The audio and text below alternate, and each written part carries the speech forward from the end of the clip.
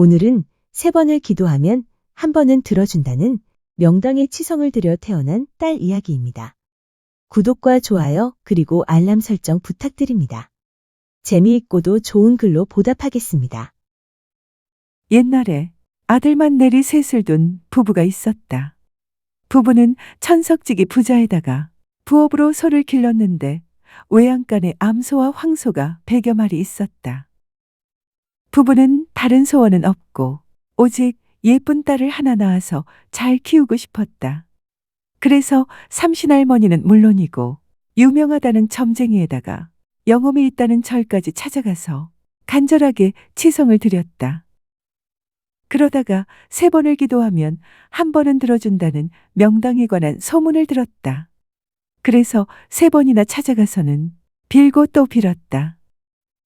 그런데 하필이면 그 명당이 여우골이라 불리는 계곡에 있었다.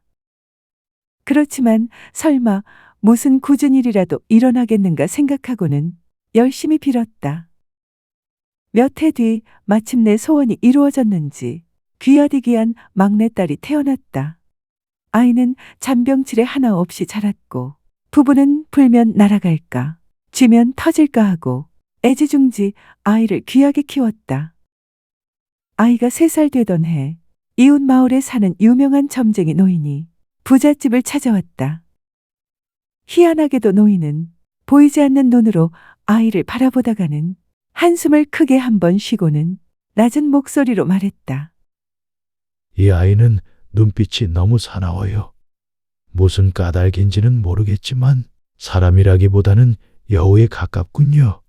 장차 제 부모 형제도 가만두지 않을 것 같으니 도력이 높은 스님이 주석하시는 절에 보내서 비구니로 길러야 할 것 같아요. 부자 부부는 눈도 안 보이는 주제에 무슨 소리를 하느냐고 힐난하면서 점쟁이 노인을 쫓아냈다.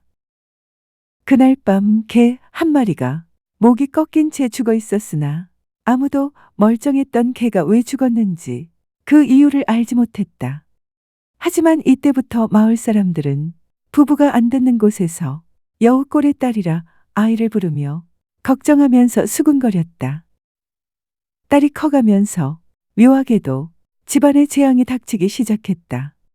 수백 마리나 되는 가축 가운데 매일 밤 암소가 1마리씩 죽기 시작했는데 병이나 상처는 전혀 보이지 않았다. 장남이 밤에 외양간에 숨어서 지켜보니 한밤중에 여동생이 몰래 들어와 손에 참기름을 바르고 소의 뱃속으로 팔을 쑥 밀어넣어 간을 꺼내 먹었다. 한참 있다가 여동생이 외양간에서 나오는데 손가락하고 입 주위가 빨갰다. 장남이 부친에게 어젯밤 벌어진 일을 고했다. 그러자 부친이 노발대발했다. 허튼 소리? 내 착하고 귀여운 딸이 그럴 리 없다. 말도 안 되는 험담을 어린 동생에게 하다니 내가 한 거짓말에 대가를 치르게 하마. 다음 날 장남은 입은 옷 그대로 쫓겨났다. 둘째도 자기 형과 똑같이 본대로 알렸으나 역시 집에서 내쫓겼다. 집에서 쫓겨난 두 형제는 약초를 캐서 팔며 산속에 있는 동굴에서 살았다.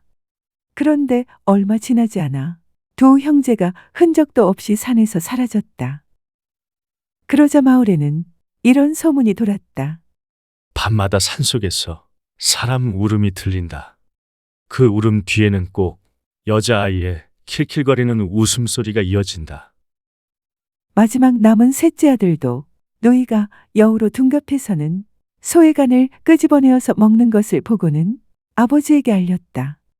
막내 역시 화가 난 아버지에게 집에서 쫓겨났는데 산속을 정처 없이 헤매다 사찰 근처에서 쓰러졌다.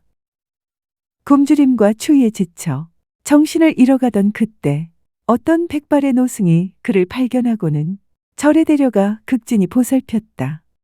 기력을 회복한 소녀는 자기 집안에 닥친 비극적인 이야기를 털어놓았다. 노승은 말없이 그의 이야기를 듣더니 말했다. 내 누이 동생은 태어나자마자 바로 꼬리 9개 달린 여우에게 잡아먹혔다. 너와 함께 자란 여동생은 사람이 아니다. 꼬리 9개 달린 요괴이다.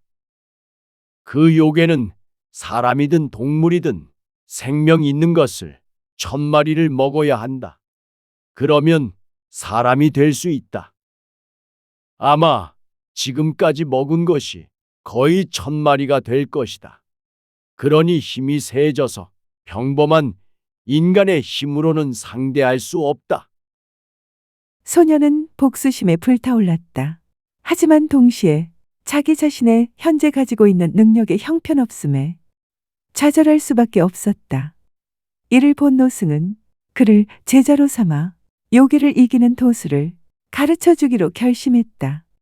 노승은 소년에게 억울하게 죽은 홀령들과 교감하는 법, 바람을 다스리는 법, 그리고 요괴의 기운을 감지하는 법을 가르쳤다. 소녀는 밤낮 없이 혹독한 수련을 거듭하며 점차 강력한 도수를 익혀나갔다. 그의 손끝에서 바람이 일었고 복수의 칼날은 더욱 날카로워졌다. 5, 6년 인고의 세월이 지난 후 이제는 청년이 된 막내 아들에게 하산할 것을 노승이 권했다. 그러면서 3개의 병을 건네주었는데 붉은색, 하얀색 그리고 푸른색 병이었다. 노승이 막내 아들에게 말했다. 이 병들은 각각 너의 지혜, 너의 용기, 그리고 너의 희생을 시험하는 물건이다. 섣불리 사용하면 그 힘이 너를 해칠 수 있으니 신중해야 할 것이다. 명심하라. 여우 누이는 평범한 요물이 아니다.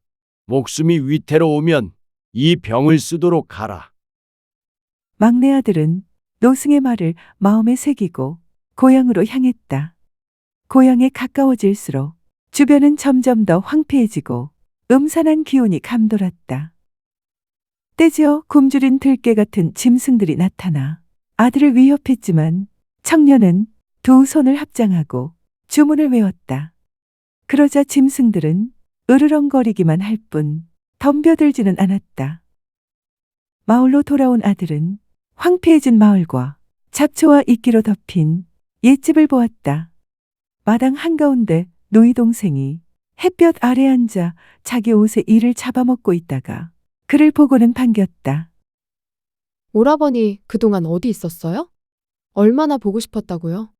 그녀는 짐승의 빨간 눈을 한 채 기이한 미소를 띠고 오빠를 맞이했다.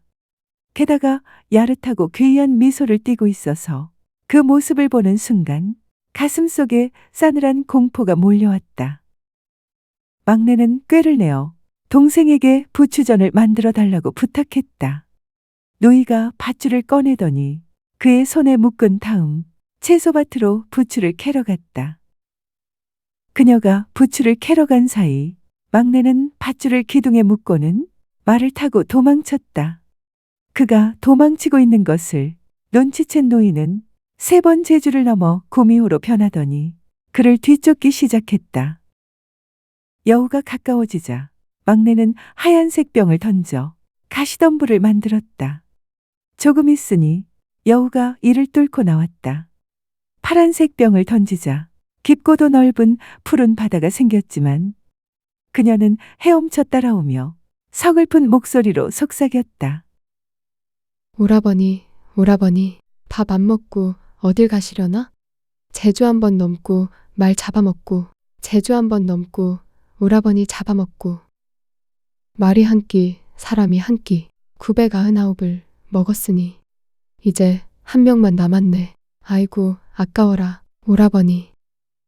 형제간 좋다는 게 무엇이오. 도망가지 말고 제발 좀 잡혀줘. 여우는 끈질기게 그를 쫓아왔다. 막내는 붉은 병을 던지기 전 잠시 망설였다. 붉은 병은 단순히 불길을 일으키는 것이 아니라 요괴의 영혼까지 소멸시키는 힘을 가졌기 때문이다. 아무리 요괴라도 동생인데 세상에서 그녀를 제거하기 싫었다. 그가 망설이는 순간 요괴가 말의 꼬리를 잡으려고 했다. 이를 악문 막내는 붉은 병을 던졌다. 병이 깨지며 불길이 치솟았고 여우는 비명을 지르며 불길 속에 휘말렸다.